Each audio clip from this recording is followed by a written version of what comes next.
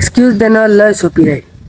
तुम्हाला वाटत असेल की बा आता कठीण जाते मॅनेज करणं, पण तसं नसते मित्र. एकदा का माणसाने ठरवलं ना, तर सगळं काही पॉसिबल आहे. तर म्हणजे माझंच बघून घे ना, माझं एक युट्यूब चॅनल आहे, त्याच्यावर मी डेली व्हिडिओ अपलोड करत असतो.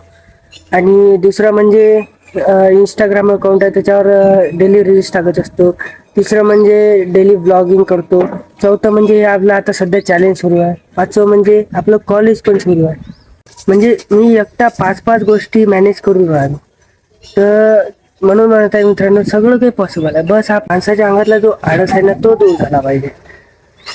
आणि तो दूर होते त्यासाठी फक्त आपल्याला एक स्टेप पुढे घ्यायला लागते, पण ते आपण कधीच घेत नाही. आपण म्हणतो उद्या करू उद्या करू, उद्या उद्या करता करता आपलं वर्ष चाललं जाते, पण उद्या काही येत नाही.